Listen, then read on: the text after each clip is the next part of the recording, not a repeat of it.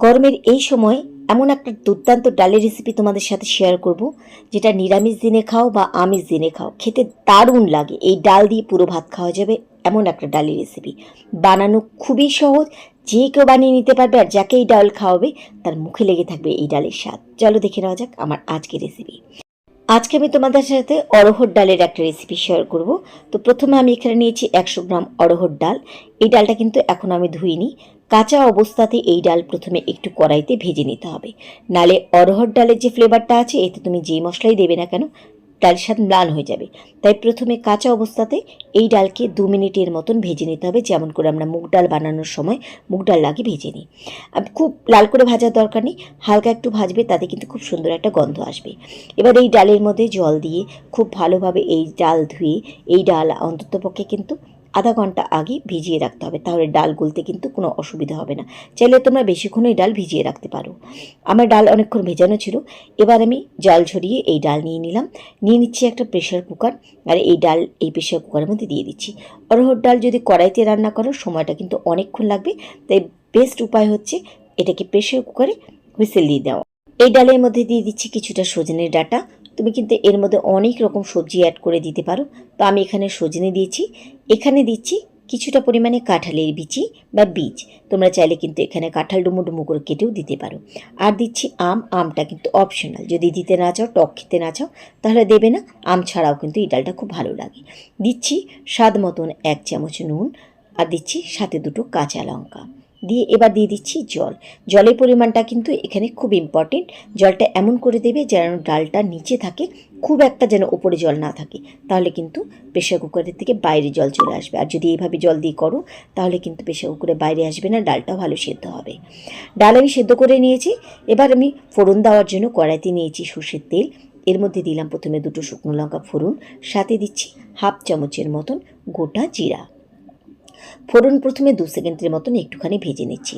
যখন লঙ্কাগুলো একদম ভালোভাবে লাল হয়ে যাবে এরকম, এবার দিয়ে দিচ্ছি 1 চামচ গ্রেট করা আদা। এবার আদা, শুকনো লঙ্কা আর জিরা প্রথমে আবারও 2 সেকেন্ডের মতো আর একটুখানি ভেজে নিচ্ছি। আদা কিন্তু এখন পোড়াবে না, হালকা করে আদা ভাজতে হবে, আদা যেন পুড়ে না যায়, তাহলে ফ্লেভারটা কিন্তু অন্যরকম হয়ে যাবে। একটু ভেজে নেওয়ার পরে এবার আমি এর মধ্যে ডাল অ্যাড করে দিচ্ছি। পুরো ডালটা আমি এর মধ্যে দিয়ে দিলাম। দেখো ডালটা কিন্তু ঘন, আর অড়হর ডাল কিন্তু একটু ঘন ঘন ভালো লাগে, তবে তোমাদের পছন্দ মতো কিন্তু তোমরা এখানে পাতলা বা ঘন করতে পারো। যদি মনে করো বেশি পাতলা খাবে তাহলে এর মধ্যে একটু জল মিশিয়ে দিতে পারো। দিয়ে দিলাম আমি আরেকটুখানি জল, কারণ ডালটা ফুটবে তাতে কিন্তু একটু কমে যাবে, তাই ভালোভাবে আমি জলের সাথে এবার একটুখানি গুলে নিলাম। এবার এর মধ্যে দিয়ে দিচ্ছি হলুদ গুঁড়ো 1/2 চামচ, সাথে দিয়ে দিচ্ছি স্বাদ মতন 1 চামচ নুন। নুনটা একটু চেক করে তোমাদের কতটা রাখবে সে বুঝে প্রয়োজন মতো দেবে। দিয়ে দিচ্ছি এর মধ্যে সামান্য পরিমাণে চিনি, যেহেতু আমরা আম দিয়েছি সেজন্য চিনি দেওয়া। আচ্ছা, আমের ক্ষেত্রে বলি, যদি আম দিতে না চাও আমটাকে বাদ দিয়ে দেবে, তাহলে তোমাদের চিনিটা তোমরা খাবে, যদি খাও দেবে, না হলে বাদ দিয়ে দিও। ভালোভাবে গুলে নিচ্ছি। এবার একটুখানি 2 মিনিটের মতন এই ডাল ফুটতে দিচ্ছি। ডাল একটু ফুটে গেলে এর মধ্যে দিচ্ছি ভাজা মশলা। এটা কিন্তু জিরা, ধনে আর মৌরি শুকনোভাবে তাওয়ায় ভেজে আমি গুঁড়ো করে নিয়েছি। এই ভাজা মশলার জন্য এই ডালের স্বাদটা কিন্তু দ্বিগুণ মাত্রায় বেড়ে যায়। ভাজা মশলা দেওয়ার পরে আরও 2 মিনিটের মতন আমি ডালটাকে ফুটিয়ে নিলাম। এবার ডালটা কিন্তু আমার একদম হয়ে গেছে। এবার আমি গ্যাস ওভেন বন্ধ করে দিচ্ছি। নামানোর আগে কিন্তু অবশ্যই নুন মিষ্টিটা তোমরা একটু চেক করে নেবে। এবার আমি গ্যাস ওভেন বন্ধ করে দিয়ে দিচ্ছি, আর এর মধ্যে দিয়ে দিচ্ছি সবশেষে 1 চামচ ঘি। ঘি দেওয়ার পরে কিন্তু আর এটাকে ফোটানোর দরকার নেই। তৈরি হয়ে গেল আমাদের দারুণ স্বাদের একটা ডালের রেসিপি। আশা করি আমার আজকের এই ডালের রেসিপি তোমাদের ভালো লেগেছে। তোমরা কিন্তু যারা এই ডাল এইভাবে খাওনি তারাও কিন্তু বাড়িতে একদিন অবশ্যই ট্রাই করো, দেখবে তোমাদেরও কিন্তু খেতে দারুণ লাগবে।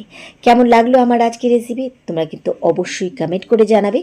আর রেসিপি ভালো লাগলে বরাবর মতো কিন্তু লাইক শেয়ার করতে ভুলো না। তাহলে আজকের মতো সবাইকে ধন্যবাদ জানিয়ে এখানেই বিদায় নিচ্ছি। ফিরে আসবো আবার অন্য কোনো রেসিপির সাথে অন্য কোনো দিন। সেই পর্যন্ত সবাই খুব ভালো থেকো, সুস্থ থেকো।